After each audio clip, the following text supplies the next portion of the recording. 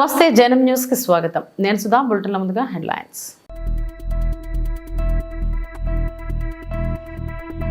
G7 శిఖరాగ్ర సమావేశానికి బయలుదేరిన నరేంద్ర మోడీ. హ్యాట్రిక్ ప్రధాని తొలి విదేశీ పర్యటన.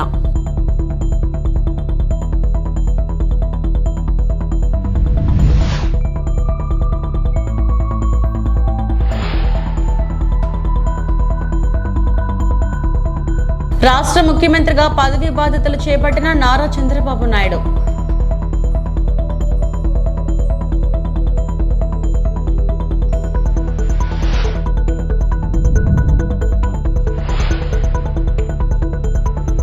సార్వత్రిక ఎన్నికల నిర్వహణపై అనుమానం వ్యక్తం చేసిన వైఎస్ఆర్సీపీ నేత కేతిరెడ్డి వెంకట్రామిరెడ్డి.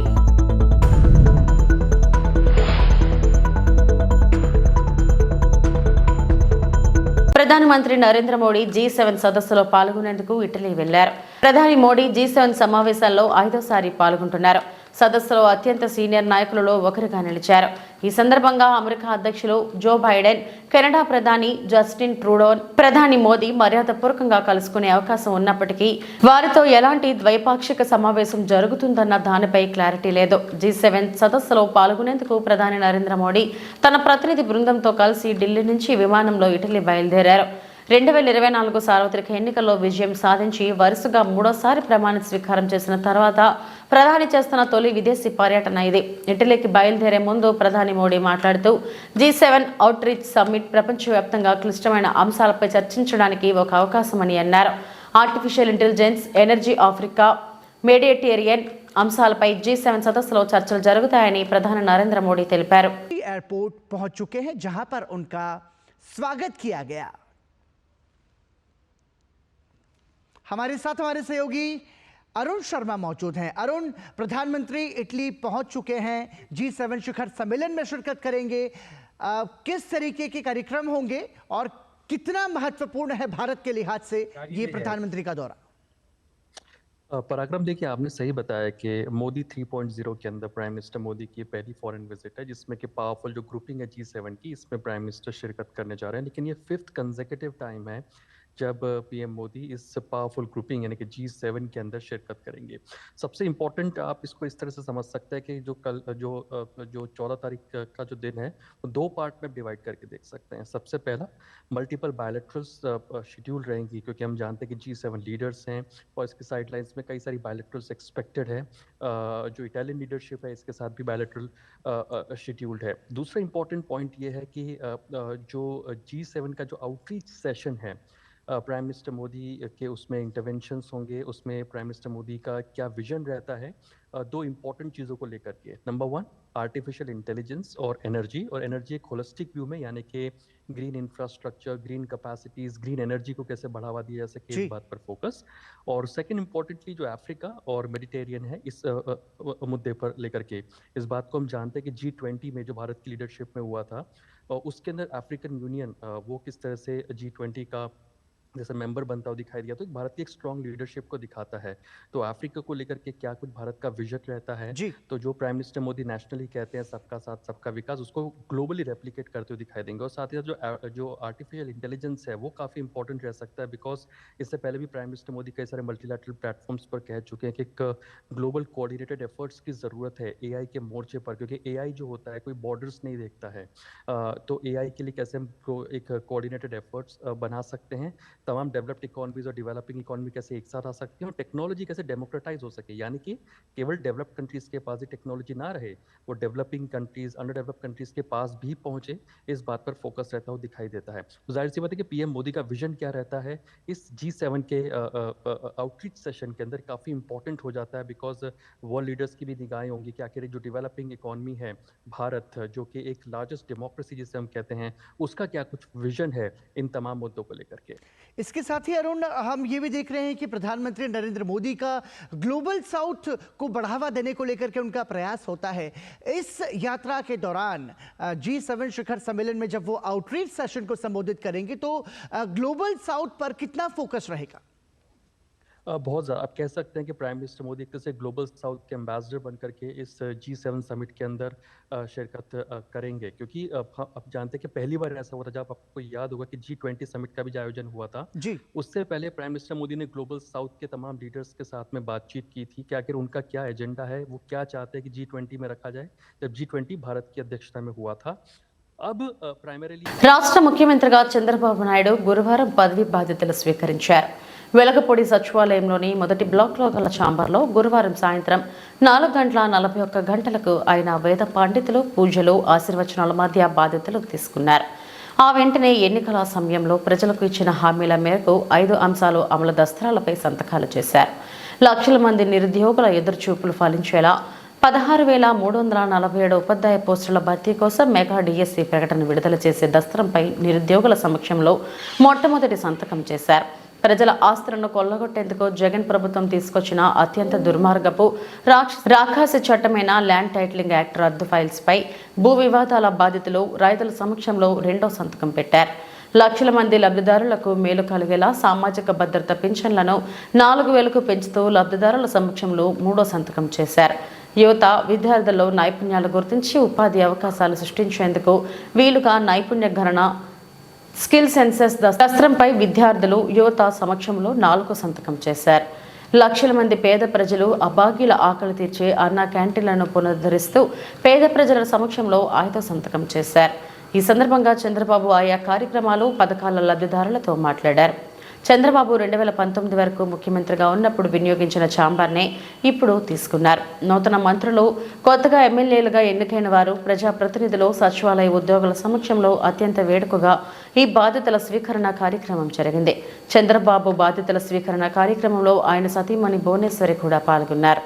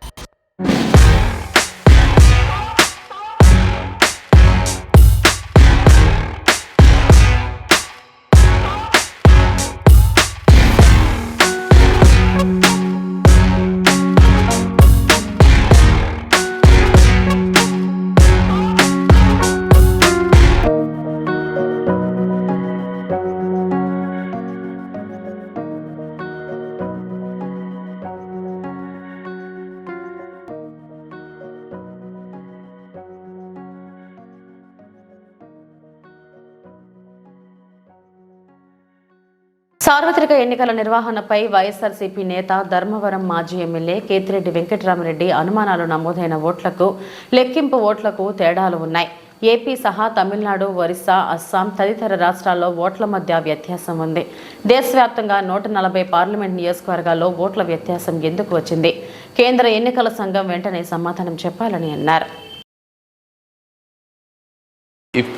దీనికి సంబంధించి ఏ విధంగా ప్రతి ఒక్కటి చోట కూడా ఈవీఎంస్ అనేది ఇప్పుడు పెద్ద క్వశ్చన్ మార్క్. ఏం జరుగుతుంది, ఏ విధంగా అని చెప్పేసి డే 1 ఈ ఎలక్షన్ ప్రాసెస్ అంతా కూడా మనం చూస్తే తప్ప, ఎలక్షన్ ప్రాసెస్ చూస్తే కరెక్ట్ ఎలక్షన్స్కి ఒక వారం 10 రోజుల ముందు, నోటిఫికేషన్కి వారం 10 రోజుల ముందు అక్కడున్న ఎలక్షన్ కమిషన్ మెంబరు గోయల్ అనే అతను రిజైన్ చేస్తాడు. ఎందుకు రిజైన్ చేస్తాడో, ఏ దానికి చేస్తాడో తెలీదు. తర్వాత అంతకుముందు వరకు ఉన్న ఒక చట్టం ఒక ఎలక్షన్ కమిషన్లో ఒక మెంబర్ని అపాయింట్ చేయాలన్న దానికి ప్రధానమంత్రి, ప్రతిపక్ష నాయకుడు, చీఫ్ జస్టిస్ ఆఫ్ ఇండియా ఈ ముగ్గురు సమక్షంలో ఎన్నుకోవాల్సిన దాన్ని మళ్ళీ ఒక కొత్త చట్టం తీసుకొని వచ్చి ప్రతిపక్ష నాయకుడు, ప్రధానమంత్రి, క్యాబినెట్ సహచరుడు అని పెట్టి తీసుకొని వచ్చి ఒక కొత్త వ్యక్తిని తీసుకొని రావడం జరిగింది. అది మనం అందరం కూడా చూడడం జరిగింది. కానీ ఏం చేస్తారంటే బ్యూటీ ఆఫ్ డెమోక్రసీ, ఏ విధంగా కావాలంటే వాళ్ళ ఆ విధంగా చేయడం జరిగింది. ఈరోజు నేను కొన్ని ఉదాహరణలతో నేను ఆంధ్రప్రదేశ్ దీని గురించి మాట్లాడితే మీరు ఇట్లా ఓడిపోయినారు కాబట్టి ఏమైనా చెప్తా అంటారు, ఏమైనా మాట్లాడుతూ అంటారు, ఏం అప్పుడు లేదా ఇప్పుడు లేదా అని కూడా మాట్లాడుతూ ఉంటారు. నేను ఇంతకుముందు కూడా చెప్పా, ఏ విధంగా కేవలం ఒకటి మాత్రమే ప్రశాంత్ కిషోర్ ఏ విధంగా చెప్తాడు, కేకే సర్వే అనే వాళ్ళు ఏ విధంగా చెప్తారు, లేకుంటే అశ్విని దత్ అనే అతను ఏ విధంగా చెప్తాడు 160 అని చెప్పేసి. ఎందుకంటే ప్రజల నాడి ఎవరికి దొరకలేదు, అందలేదు అనేది వాస్తవం. అలాంటప్పుడు వీళ్ళు ఏమాత్రం గ్రౌండ్ రిపోర్టు చేయని వీళ్ళకి ఏ విధంగా తెలుస్తుంది? One thing. మాచర్ల పట్టణంలో 30-31 వార్డులో పాదయాత్రకు బయలుదేరుతున్న టీడీపీ శ్రేణులు పల్నాడు జిల్లా మాచర్ల నియోజకవర్గం మాచర్ల మండలం 30-31 వార్డులో జోలకంటి బ్రహ్మారెడ్డి అధిక మెజారిటీతో గెలవడంతో పాదయాత్రగా మాచర్ల నుండి సాగర్మాత గుడి వద్దకు పాదయాత్ర చేస్తామని మహిళలు మొక్కుకున్నారు. అనంతరం మొక్కులు చెల్లించుకునేందుకు పాదయాత్రగా బయలుదేరారు. ఈ కార్యక్రమంలో ముఖ్య అతిథులుగా బండ్ల శ్రీనివాస్, పట్టణ ప్రధాన కార్యదర్శి యనమల కేశవరెడ్డి, లెనిన్ బాబు, పార్టీ నాయకులు, కార్యకర్తలు తదితరులు కార్యక్రమంలో పాల్గొన్నారు.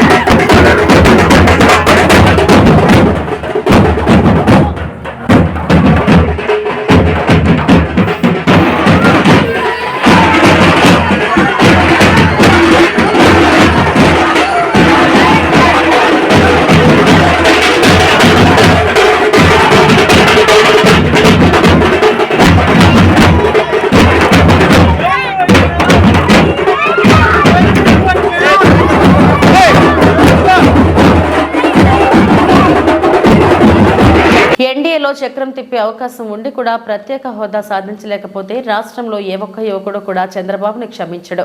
రాబోయే రోజుల్లో మన కార్యకర్తలని ఎవరైతే ఇబ్బందులు పెట్టారో వారి గ్రామాలకు వెళ్లి వారికి మనోధైర్యాన్ని ఇచ్చి వారికి తోడుగా ఉండే కార్యక్రమాలు జరుగుతాయి. ఏకంగా 14 నెలల పాదయాత్ర చేశాను. ఆ వయసు ఇప్పటికీ నాకు ఉంది. ఆ సత్తువ ఈ రోజుకి నాకు అలానే ఉంది అని వైఎస్ జగన్ వైఎస్ఆర్సీపీ అధినేత పేర్కొన్నారు. ఊరికే పోదు. రెండవ పాపం చంద్రబాబుది కూడా అప్పుడే పండింది. బహుశా కేంద్రం ఈ రకమైన కేంద్రంలో ఈ రకమైన పరిస్థితులు బహుశా ఎప్పుడు ఉండిండవేమో. ఈ రకంగా కేంద్రంలో 240 ఎంపీలు మాత్రమే వచ్చిన పరిస్థితులు, రాష్ట్రంలో ఏకంగా వీళ్ళకు కూడా ఈ మాదిరిగా మంచి నెంబర్లు వచ్చిన పరిస్థితులు, ఎన్డీఏలో మళ్ళీ చక్రం తిప్పుతా ఉన్న పరిస్థితులు. ఇలాంటి పరిస్థితుల్లో కూడా ప్రత్యేక హోదాను అడక్కపోవడం చంద్రబాబు చేసిన మరో పాపానికి కూడా మరో నాంది. ఇలాంటి పరిస్థితుల్లో కూడా ప్రత్యేక హోదా మనం అడిగి తెచ్చుకోలేకపోతే రాష్ట్రంలో ఏ ఒక్క యువకుడు కూడా క్షమించడు చంద్రబాబు నాయుడు. మనం కొంచెం ఈ పాపాలు పండేదాకా మనం గట్టిగా దీన్ని నిలబడగలిగితే, ముందుకు తీసుకొని పోగలిగితే ఈ పోరాటాన్ని ఆటోమేటిక్గా శిశుపాలని 100 పాపాలు ఫాస్ట్గా ఎరోడ్ అయిపోతాయి. కాబట్టి ప్రతి ఒక్కరూ ఈ విషయాలన్నీ గుర్తుపెట్టుకోమని కోరుతాం. ఎన్ని బహుశా నేను చెప్పేటివన్నీ కూడా మీ అందరికీ కూడా తెలియనేటివి కాదు. కేవలం నేను మీ అందరికీ గుర్తు మాత్రమే చేస్తా ఉన్నా. కష్టాలు రావడం అన్నది సర్వసహజం. కష్టాలు ఇలా మనం ఎదుర్కొని నిలబడడం అన్నది మన చేతుల్లో ఉన్న అంశం అన్నది మాత్రం ఖచ్చితంగా ప్రతి ఒక్కరూ గుర్తుపెట్టుకోమని మీ అందరితో కూడా కోరుతా ఉన్నాను. శాసనసభలో, చట్టసభలో మీ సభే అన్నిటికన్నా ముఖ్యమైన సభ అవుతుంది. ఓటు వేయలేదు అన్న ఒకే ఒక కారణంతో మనుషుల్ని కొడతా ఉన్న పరిస్థితుల్లో, మనుషుల్ని అవమానిస్తూ ఉన్న పరిస్థితుల్లో, మనుషుల్నే బలవంతంగా ఆస్తి నష్టం చేస్తూ ఉన్న పరిస్థితుల్లో ఇక ప్రతిపక్షం ఉన్నది ఒకటే ఒక పార్టీ, ఆ పార్టీకి అవకాశం ఇవ్వాలా అన్న కనీస నైతిక విలువలు వాళ్ళు పాటిస్తారన్న నమ్మకం నాకైతే లేదు. కాబట్టి మీరు చేయాల్సిన పాత్ర గొప్పది, చాలా ఉంది అన్నది మాత్రం గుర్తుపెట్టుకోండి. రాబోయే రోజుల్లో యాక్టివిటీ లెవెల్స్ అనేది ఆటోమేటిక్లీ పెరుగుతాయి. రాష్ట్ర వ్యాప్తంగా ఉన్న కార్యకర్తలందరినీ ఎవరినైతే వాళ్ళు ఇబ్బందులు పెట్టారో ఖచ్చితంగా వాళ్ళందరికీ మనోధైర్యం ఇస్తూ వాళ్ళ గ్రామాలకు వెళ్ళి వాళ్ళకు తోడుగా ఉండే కార్యక్రమాలు, చేసే కార్యక్రమాలు జరుగుతాయి. రాబోయే రోజుల్లో ఇంకా టైం గడిచే కొద్దీ ప్రజల్లోకి వెళ్ళే కార్యక్రమాలు ఇంకా ముమ్మరం అవుతూ పోతాయి. చివరికి ప్రజల్లోనే ఉంటాం. ప్రజలతో కలిసి పోరాడే కార్యక్రమం వేగంగా టైం గడిచే కొద్దీ మనము వేగంగా అడుగులు ముందుకు వేస్తాం. ఒకటి మీ అందరికీ చెప్తా ఉన్నా, ఏకంగా 14 నెలలు పాదయాత్రలు చేశాం. ఆ వయసు ఈ రోజుటికి నాకుంది. ఆ సత్తువ ఈ రోజుటికి నాకుంది. కాబట్టి మీరు మాత్రం ప్రతి ఒక్కరూ గుర్తుపెట్టుకోండి, ఆ టైం వచ్చేదాకా మీ పాత్ర చాలా కీలకం. ప్రతి ఒక్కరూ ఈ విషయాన్ని మాత్రం గుర్తుపెట్టుకొని మీ అందరితో కూడా సవినయంగా వేడుకుంటా ఉన్నాను. మానవత్వం లేని జగన్ అన్నా క్యాంటీన్లను రద్దు చేసి పేదల కడుపు కొట్టారు. మానవత్వంతో సీఎం చంద్రబాబు మళ్లీ ప్రారంభించేందుకు 4వ సంతకం చేశారు. యువతకు ఉపాధి కల్పించే ప్రక్రియలో భాగంగా స్కిల్ సెన్సస్ ఫైల్పై సీఎం చంద్రబాబు సంతకం చేశారు అని మంత్రి సవితమ్మ అన్నారు. లేదు, సంపద లేదు, కానీ జగన్మోహన్ రెడ్డి గారు అన్నా క్యాంటీన్ పెట్టేకి మాత్రం చాతగాని జగన్మోహన్ రెడ్డి గారు చూసాం మనం 5 సంవత్సరాల నుంచి. మేమందరం కూడా, ఎందుకనే ఎన్టీఆర్ గారు అన్నా క్యాంటీన్ పెట్టారు, మన చంద్రబాబు నాయుడు గారు అన్నా క్యాంటీన్ పెట్టారు. పేదలకు గుప్పటి అన్నం పెట్టాలనే స్ఫూర్తితో తెలుగుదేశం పార్టీ నాయకులు రాష్ట్రంలో అక్కడక్కడ అన్నా క్యాంటీన్లు పెడితే అది కూడా పెట్టకూడదు అని చెప్పి గొడవలు చేసి మమ్మల్ని అందరినీ ఇబ్బంది పెట్టారు. కానీ లేదు, ఇది తెలుగుదేశం పార్టీ అన్న ఎన్టీఆర్ గారి పేరు మీద నడుపుతున్న అన్నా క్యాంటీన్లను కూడా మేము కూడా అలాగే నడిపాం. రామానాయుడు గారు గత 5 సంవత్సరాలుగా నడిపారు, నేను 2 సంవత్సరాలుగా అన్నా క్యాంటీన్ నడిపాం. అంటే పేద ప్రజల పార్టీ తెలుగుదేశం పార్టీ. మళ్ళీ మేము కూడా అన్నా క్యాంటీన్ సెంటర్లు అన్నీ కూడా ఓపెన్ చేయబోతున్నాం. నిజంగా చాలా సంతోషం, ఎందుకంటే నియోజకవర్గం హెడ్ క్వార్టర్స్లో చాలామంది పేద రైతులు హాస్పిటల్కి కావచ్చు, గవర్నమెంట్ రెవెన్యూ కావచ్చు, పోలీస్ డిపార్ట్మెంట్ ద్వారా నియోజకవర్గం హెడ్ క్వార్టర్స్లో వచ్చినప్పుడు గుప్పటి అన్నం తినిపోవడం నిజంగా మాకు చాలా ఆనందంగా ఉంది. అంతేకాదు ఇంకా స్కిల్ డెవలప్మెంట్స్, ఎందుకంటే స్కిల్ సెన్సస్, ఎందుకంటే ఇది వచ్చింది అంటే మనకు పరిశ్రమలు రాబోతున్నాయి. ఎందుకంటే పిల్లలకి ఇప్పటి నుంచే మనం ఉపాధి చూపించే వాళ్ళ స్కిల్స్ బయటికి తీసుకొస్తే మనకి ఇంకా పరిశ్రమలు వస్తాయి. చంద్రబాబు నాయుడు గారికి పరిశ్రమలు తేవడం తెలుసు, సంపద సృష్టించడం తెలుసు, సంక్షేమ పథకాలు ఇవ్వటం ఏంటో విజనరీ లీడర్ మన ముఖ్యమంత్రి చంద్రబాబు నాయుడు గారికి తెలుసు. అంటే ఇప్పుడు ఈ 5వ సంతకం పెట్టారు, స్కిల్ సెన్స్ మీద ఎందుకు పెట్టారు అంటే మరికొన్ని పరిశ్రమలు ఆంధ్రప్రదేశ్కి రాబోతున్నాయని శుభసూచకమని కూడా మీకు తెలియజేస్తున్నాం. అందరికీ నమస్కారం. ఆంధ్రప్రదేశ్కి మంచి రోజులు వస్తున్నాయనే విషయం అందరికీ తెలియజేస్తూ థ్యాంక్ యూ వెరీ మచ్. ముఖ్యమంత్రి శ్రీ నారా చంద్రబాబు నాయుడు ఆదేశాలతో మచిలీపట్నం ప్రభుత్వ ఆసుపత్రిలో కృత్తివెన్ను రోడ్డు ప్రమాద క్షతగాత్రులను పరామర్శించి మృతుల కుటుంబాలకు ముందస్తుగా 5 లక్షల ఎక్స్గ్రేషియా ప్రకటించిన మంత్రి కొల్లు రవీంద్ర. శుక్రవారం తెల్లవారుజామున కంటైనర్ మినీ వ్యాన్ ఢీకొని 6 మృతి, 4కి తీవ్ర గాయాలు. జిల్లా కలెక్టర్, ఎస్పీ, మాజీ ఎంపీ కొనకల్ల నారాయణరావుతో కలిసి జిల్లా ప్రభుత్వ ఆసుపత్రిలో చికిత్స పొందుతున్న క్షతగాత్రులను పరామర్శించిన మంత్రి కొల్లు రవీంద్ర. సీఎం చంద్రబాబు ఆదేశాల మేరకు మృతులు ఒక్కొక్కరికి 5 లక్షల చొప్పున మొత్తం 30 లక్షల ఎక్స్గ్రేషియా అందిస్తామని కొల్లు రవీంద్ర పేర్కొన్నారు. ఎక్స్గ్రేషియా మొత్తాన్ని ఈ రోజు సాయంత్రం లోపు అందజేస్తామని తెలియజేశారు. రోడ్డు ప్రమాదంలో 6 మృతి చెందడం పట్ల తీవ్ర విచారం వ్యక్తం చేసిన కొల్లు రవీంద్ర మృతుల కుటుంబాలకు అన్ని విధాలుగా అండగా ఉంటామని, ఇటువంటి ప్రమాదాలు జరగకుండా అన్ని చర్యలు తీసుకుంటామని పేర్కొన్నారు. కృత్తివెన్ను మండలం సీతనపల్లి గ్రామం దగ్గర సుమారుగా ఉదయం 4:30 గంటలకి ఒక అతిపెద్ద రోడ్డు ప్రమాదం జరిగింది. ఈ ప్రమాదంలో దాదాపు 6 మరి చనిపోవడం జరిగింది. అలాగే 5 తీవ్రంగా గాయపడటం జరిగింది. విషయం తెలిసిన వెంటనే కలెక్టర్ గారు, ఎస్పీ గారు అప్రమత్తమై మొత్తం అక్కడి నుంచి వాళ్ళందరూ కూడా మచిలీపట్నం గవర్నమెంట్ హాస్పిటల్ తీసుకురావడం జరిగింది. నిజంగా ఇది చాలా బాధాకరం, చాలా బ్యాడ్ ఇన్సిడెంట్. వీళ్ళంతా కూడా మరి కాకినాడ నుంచి బంటుమిల్లి దగ్గర చేపలు చెరువుల్లో చేపలు పట్టే కోసం వాళ్ళు అక్కడి నుంచి రాత్రి 1 గంటకు బయలుదేరి వస్తూ మార్గ మధ్యంలో 4:30 గంటలకి దోస్తు వెహికల్కి అలాగే కంటైనర్కి ఓవర్టేక్ చేసే సందర్భంలో ఈ యాక్సిడెంట్ సంభవించింది.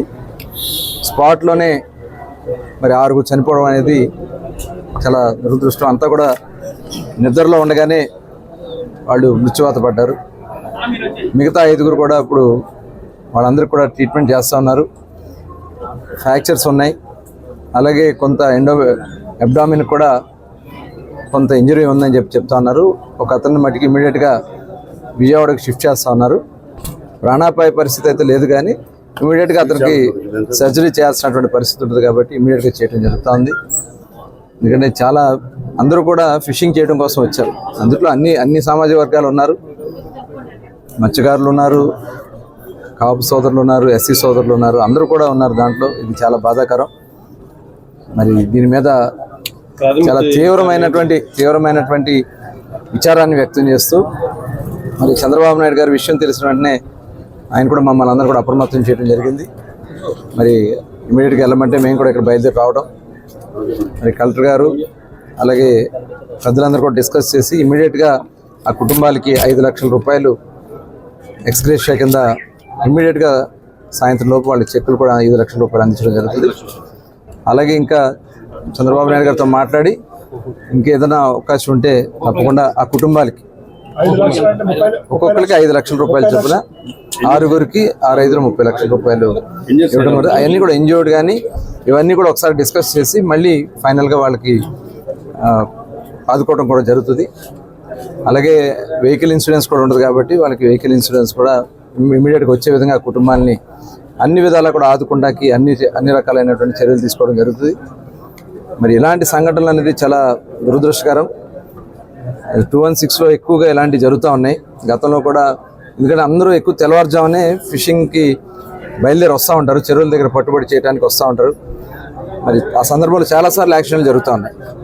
తప్పకుండా మరి ఎస్పీ గారు కూడా దాని మీద ఒకసారి విజిట్ చేసుకుని ఆ రోడ్డు అంతా కూడా ఎందుకంటే పరిశీలన చేయాలి ఖచ్చితంగా. అది రోడ్డు అయితే బ్రహ్మాండంగా ఉంది, కానీ యాక్సిడెంట్ ఎక్కడైతే జరిగే అవకాశాలు ఉన్నాయో ఆ ప్రాంతాల్లో ఖచ్చితంగా మరి దాని మీద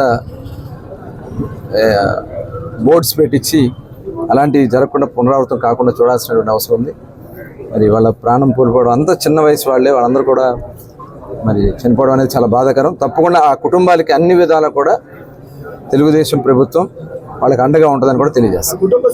గతంలో ఇలాంటి పరిస్థితులే ఉన్నప్పుడు మనం ఏ మాదిరిగా పైకి లేచామో కూడా మీ అందరికీ తెలుసు. గడప గడపకు మనం చేసిన మంచి ఇంకా ప్రజల్లో బతికే ఉంది. ఇవన్నీ ఉన్నప్పుడు మనం పైకి లేవడం తథ్యం. కేవలం వారికి ఓటు వేయలేదని ఒకే ఒక కారణంతో కొడుతున్నారు, అవమానిస్తున్నారు, దాడులు చేస్తున్నారు, విధ్వంసం సృష్టిస్తున్నారు. ఇవన్నీ కూడా శిశుపాలుడి పాపాల్లో భాగంగా అప్పుడే మొదలయ్యాయని వైఎస్ జగన్ అన్నారు. మంచి ఉంది, ఇంటింటికి మనం చేసిన మంచి ఇంకా బ్రతికే ఉంది. ప్రజల్లో ఈరోజు మనం చేసిన పాలన మీద విశ్వసనీయత అనే పదానికి అర్థం ఈ రోజుకి కూడా ప్రజల్లో ఉంది. గడప గడపకు మనం చేసిన మంచి ఇంకా ప్రజల్లో బతికే ఉంది. మరి ఇవన్నీ ఉన్నప్పుడు మళ్ళీ మనం లేయడం కూడా తథ్యం. కాకపోతే కొంచెం టైం పడుతుంది. ఆ టైం ఇవ్వాలి. ఆ టైం ఇచ్చినప్పుడు, అది జరిగినప్పుడు, పాపాలు పండినప్పుడు ఖచ్చితంగా మళ్ళీ మనం పైకి లేస్తాం. ఈ విషయం ప్రతి ఒక్కరం కూడా గుర్తుపెట్టుకోవాలి. ఎందుకు ఈ మాట కూడా చెప్తా ఉన్నానంటే, రాజకీయాలలో అన్నిటికన్నా ముఖ్యమైన అంశం క్యారెక్టర్, విలువలు, విశ్వసనీయత. ఈ పదాలకు అర్థం తెలిసి ఉండడం రాజకీయాలలో చాలా అవసరం. రాజకీయం అంటే ఎల్లవేళలా అధికారమే కాదు. అధికారంలో లేనప్పుడు కష్టాలు ఖచ్చితంగా వస్తాయి. కానీ ఖచ్చితంగా కష్టాలు వచ్చినప్పుడు మనం ఖచ్చితంగా ఏ రకంగా రియాక్ట్ అవుతామన్నది మన చేతుల్లో ఉంది. విలువలు, విశ్వసనీయత లేని మనిషిగా రాజకీయాలు చేద్దామా, లేదా కష్టాలు వచ్చినప్పుడు ఆ కష్టాలను ఎదుర్కొని హుందాగా నిలబడుతూ మళ్ళీ 5 సంవత్సరాలు కళ్ళు మూసుకుంటే 5 సంవత్సరాలు అయిపోతాయి, మళ్ళీ 5 సంవత్సరాల తర్వాత మన పాలన వస్తుంది, మన ప్రభుత్వం వస్తుంది, అప్పుడు మళ్ళీ మనమే ఆందోళన ఎక్కుతామన్నది కూడా గుర్తుపెట్టుకొని అడుగులు వేస్తామా అన్నది మనలో ప్రతి ఒక్కరూ కూడా ఆలోచన చేసుకోవాలి. ఇదే మన ప్రభుత్వం అధికారంలో ఉన్నప్పుడు కులం చూడలేదు, మతం చూడలేదు, ప్రాంతం చూడలేదు, రాజకీయాలు చూడలేదు, చివరికి ఏ పార్టీకి ఎవరు ఓటు వేశారు అన్నది కూడా చూడకుండా ప్రతి పథకము కూడా డోర్ డెలివరీ చేయించాం. మనం అర్హత మాత్రమే ప్రామాణికంగా తీసుకొని ప్రతి పథకము, ప్రతి మంచి కూడా ప్రతి ఇంటికి డోర్ డెలివరీ చేయించాం. అలా ప్రతి మంచి, ప్రతి పథకము డోర్ డెలివరీ చేసిన ప్రభుత్వం మనదైతే, పాలన మందైతే, ఈరోజు కేవలం వాళ్ళ పార్టీకి ఓటు వేయలేదు అని మాత్రమే, ఓటుకు వేయకపోవడమే పాపం అన్నట్టుగా ఈరోజు రావణ కాష్టం సృష్టిస్తూ ఉన్నారు, విధ్వంసం చేస్తూ ఉన్నారు, ఆస్తులు నష్టం చేస్తున్నారు, కొడతా ఉన్నారు, అవమానిస్తూ ఉన్నారు. ఇవన్నీ శిశుపాలుని పాపాల్లో భాగాలుగా ఇవన్నీ అప్పుడే పాపాలు మొదలయ్యాయి. చంద్రబాబు మూడో సంతకంగా పింఛన్ 4,000కు పెంచే ఫైల్పై సంతకం చేశారు. గడిచిన ఏప్రిల్ నెల నుంచి పెంచిన పెన్షన్ను అమలు చేస్తాం. జూలై 1వ తేదీన వృద్ధులకు గత 3 నెలలు పెంచిన పెన్షన్లను కలిపి మొత్తంగా 7,000 ఇంటి వద్దనే ఇస్తాం. ప్రైవేట్ ఆస్తులను సైతం తన గుప్పెట్లో పెట్టుకోవడం కోసం ల్యాండ్ టైటిలింగ్ యాక్ట్ గత ప్రభుత్వం తెచ్చింది. ఇచ్చిన హామీ మేరకు ఆ యాక్ట్ను రద్దు చేస్తూ ఫైల్పై సీఎం సంతకం చేశారని మంత్రి డోలా బాల వీరాంజనేయ స్వామి వెల్లడించారు. పెన్షన్లు కూడా మా మీద తప్పుడు ప్రచారం చేశారు. ఏది ఆడలేక మధ్యలోడు, ప్రభుత్వం నువ్వే, ముఖ్యమంత్రి నువ్వే, నీ చెప్పు చేతలు అధికారులు ఉన్నారు, కానీ పెన్షన్లు ఇచ్చే విధానంలో మార్పులు తీసుకొచ్చి తెలుగుదేశం ఏదో మిమ్మల్ని ఇబ్బంది పడుతుందని చెప్పేసి ఒక తప్పుడు ప్రచారం చేసి ఓట్లు తెలుగుదేశం నుంచి లబ్ధి పొందాలి, ఓటర్స్ నుంచి లబ్ధిదారుల నుంచి అనే విధంగా ప్రయత్నం చేశారు. అయినప్పటికీ ఈ రాష్ట్ర ప్రజలు మీ తప్పుడు ప్రచారాలను నమ్మలేదు అనే విషయాన్ని కూడా మీరు ఒకసారి గమనించుకోవాలి. ఈరోజు ఇంకోటి, చరిత్రలో ఎన్నలేని విధంగా ముందు రోజు నుంచే మేము ప్రకటించిన రోజు నుంచే పెన్షన్ ఇస్తామని చెప్పి కట్టుబడిన మాట ప్రకారం రేపు జూలై 1వ తేదీ నుండి మేము 7,000 రూపాయలు, అంటే 3 నెలల్లో ఇవ్వాల్సిన బకాయిలు నెలకు 1,000 రూపాయలు చొప్పున, దాంతోపాటు జూలై నెల నుంచి మేము పెంచినటువంటి 4,000 రూపాయల పెన్షన్ కలిపి 7,000 రూపాయలు ప్రతి ఇంటికి 1వ తారీఖున ఇంటికే తీసుకెళ్ళి ఇవ్వడం జరుగుతుందనే విషయాన్ని మీకు మేము వెల్లడిస్తున్నాం. దీని మీద కూడా తప్పుడు ప్రచారాలు చేశారు. తెలుగుదేశం ప్రభుత్వం వస్తే మళ్ళీ మీరు కార్యాలయాలకు వెళ్ళాలని, దాన్ని ఎన్నికల సమయంలో ఒక ట్రెండ్ క్రియేట్ చేసి ముందు కొన్ని రోజులు పంచాయతీ ఆఫీసు, ఆ తర్వాత బ్యాంకులు పంపించడం, ఇవన్నీ చేశారు. మేము చెప్పిన దాని ప్రకారం 1వ తేదీన ఇంటి వద్దనే జూలై నెలలో 7,000 రూపాయల పెన్షన్ పంపిణీ చేయబోతున్నాను కూడా మీకు తెలియజేస్తాను. ఇంకో విషయం వస్తే అన్నా క్యాంటీన్. ఆ రోజు తమిళనాడులో ఉన్నటువంటి పాత వాళ్ళ పేర్లు మార్చలేదు. నేను రామానాయుడు ఇద్దరం క్వశ్చన్ చేశాం. ఆ రోజు మున్సిపల్ అడ్మినిస్ట్రేషన్ శాఖ మంత్రిలో బొత్స సత్యనారాయణ గారు మాట్లాడుతూ అన్నా క్యాంటీన్ మేము మూసేయడం లేదు, అన్నా క్యాంటీన్లు మేము కొనసాగిస్తామని చెప్పారు. ఆ రోజు మేము ఒకటే చెప్పాం, మీరు రాజశేఖర రెడ్డి పేరు అన్నిటికీ పెడుతున్నట్టు జగన్ పేరులో పెట్టుకోండి, మాకు అభ్యంతరం లేదు, పేదలకు మాత్రం 5 రూపాయలకు అన్నా క్యాంటీన్లో భోజనం పెట్టమని మేము అడిగితే లేదు మేము తెరుస్తామని ఆంధ్రప్రదేశ్ సభని తప్పుదోవ పట్టించి సభా హక్కుల ఉల్లంఘన కూడా చేశారు. ఇంత దారుణంగా వాళ్ళ పరిపాలన జరిగింది.